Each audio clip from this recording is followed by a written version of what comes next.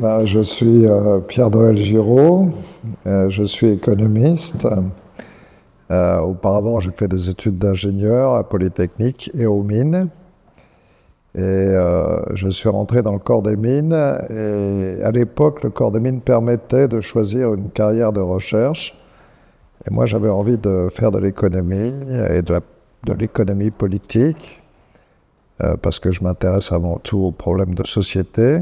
Et donc, j'ai saisi cette opportunité à l'initiative de Pierre Lafitte, qui était directeur de l'école des mines alors, de venir créer un laboratoire d'économie appliquée à l'école des mines.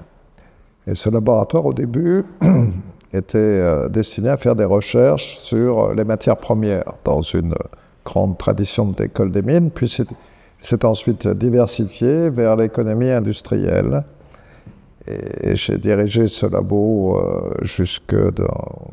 presque aux années 2000, et ensuite j'ai passé la main à des étudiants que j'avais formés comme docteurs. Voilà, donc j'ai bénéficié à l'école des mines, je dois dire, d'une très grande liberté de sujets de recherche, de type de recherche, que probablement je n'aurais pas eu à ce point à l'université.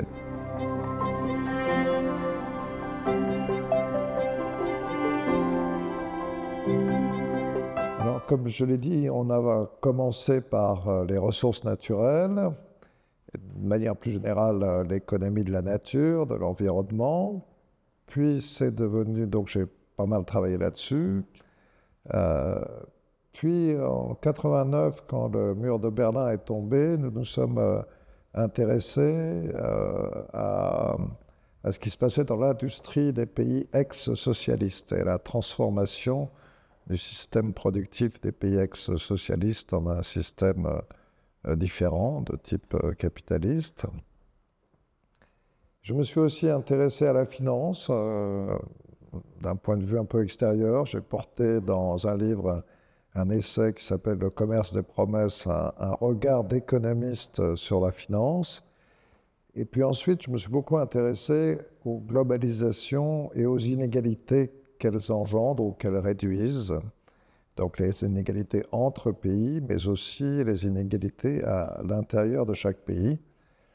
Et j'ai publié L'inégalité du monde en 1996, où je proposais un modèle qui distinguait dans la population des pays ouverts à la globalisation les emplois et les activités nomades qui sont en compétition dans l'économie mondiale et les emplois et les activités sédentaires qui ne sont en compétition qu'entre elles dans un territoire. Et ce modèle m'a permis de donner, je crois, une explication originale au type d'inégalité qu'engendraient les globalisations. Ensuite, j'ai perfectionné ce modèle en ajoutant donc les nomades, les sédentaires, les hommes économiquement, hommes et femmes bien sûr, économiquement inutiles, ceux qui ne réussissent pas à vivre décemment en s'insérant dans les marchés du travail. Et ça m'a conduit à m'intéresser plus spécialement aux inégalités d'accès. On distingue généralement les inégalités de revenus monétaires, les inégalités de patrimoine, qui en proviennent en particulier, mais aussi par héritage.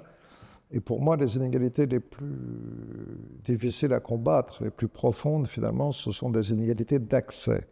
Accès à la santé, accès à l'école, à la formation tout au long de sa vie, accès aux autres, accès à la ville, accès à des réseaux. Et donc, l'essai « L'homme inutile » porte sur ces inégalités d'accès. Les gens qui n'ont pas accès à tout ça, finalement, deviennent économiquement inutiles. Et enfin, mon dernier livre porte sur, s'appelle « Du pain et des jeux », et porte aussi sur les inégalités, mais en les abordant à travers cette hypothèse, conviction que notre seule ressource rare, et ceci aussi bien au niveau individuel que collectif, c'est le temps. Et que donc, si nous voulons faire face à trois des grands défis qui nous attendent, les défis environnementaux, la maîtrise de la révolution informatique et la réduction des inégalités, il faut traiter la question en termes d'usage du temps. C'est-à-dire, que faisons-nous de notre temps aujourd'hui? Qu'avons-nous fait de notre temps dans le passé? Que faisons-nous de notre temps aujourd'hui? Je répète, à la fois collectivement et individuellement dans la journée. Et que devrions-nous faire de notre temps si nous voulons prendre sérieusement, relever les défis que j'ai dit, les défis environnementaux, la maîtrise de la révolution informatique, de la technique en général, et les inégalités particulièrement d'accès.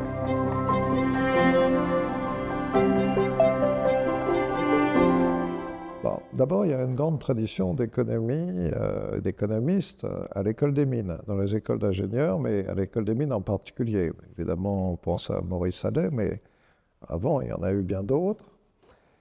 Et je pense que c'est assez naturel, hein, parce que pour faire de la bonne économie, à mon sens, il faut être un peu ingénieur, ou en tout cas comprendre les ingénieurs, être capable de parler avec les ingénieurs. C'est eux qui parlent de la technique et de la façon dont on produit les biens et services.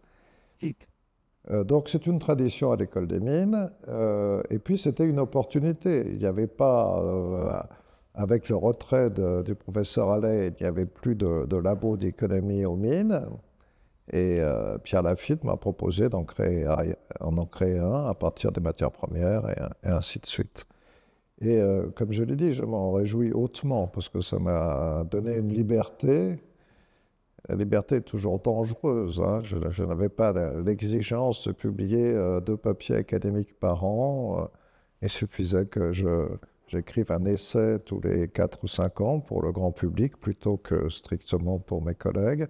Bon, j'ai écrit aussi des papiers académiques, ne serait-ce que pour montrer que j'étais capable de le faire, mais très souvent en collaboration avec des doctorants ou des collègues mathématiciens en particulier. L'école des mines, ça a été, ces 40 dernières années, un endroit vraiment formidable pour faire de l'économie. Bon, donc j'ai eu la chance de pouvoir le faire. J'ai été aussi professeur à Dauphine, et depuis une dizaine d'années, je suis professeur affilié à l'université Mohamed VI Polytechnique au Maroc. Parce que la question de l'émergence de l'Afrique me paraît une question absolument fondamentale, l'émergence soutenable de l'Afrique. Et ben voilà, j'ai décidé de consacrer du temps à former des doctorants et des chercheurs africains sur ces questions.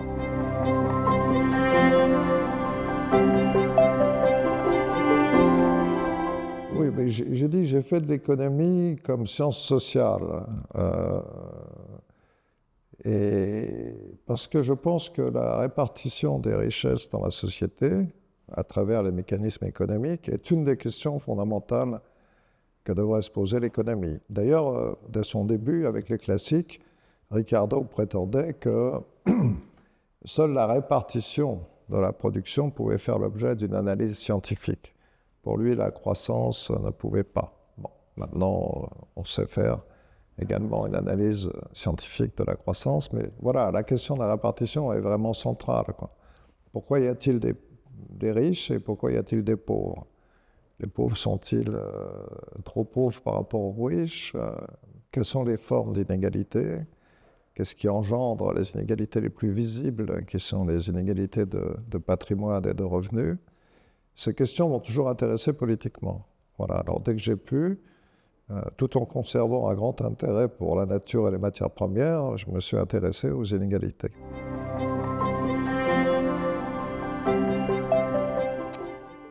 Oui. Sur une des autres très grandes questions qui sont les migrations internationales. Et je compte m'associer avec 2 chercheurs marocains, un économiste et un anthropologue, pour donner de cette question des migrations qui est absolument fondamentale. On voit bien son instrumentation dans l'actualité. Pour donner un regard franco-marocain sur ces questions et qui s'attachera à suivre le parcours des migrants et tous les obstacles qui se posent à eux, depuis le consulat qui leur donne ou refuse un visa jusqu'à la traversée de la Méditerranée, et ensuite toutes les étapes possible intégration, etc. Donc, l'originalité de ce livre, il y a beaucoup de livres sur l'immigration, ce sera de partir des trajectoires des migrants, de leur subjectivité, de leur vision du monde, et de donner un point de vue franco-marocain sur ces questions. Ça, c'est le prochain livre, si j'y arrive.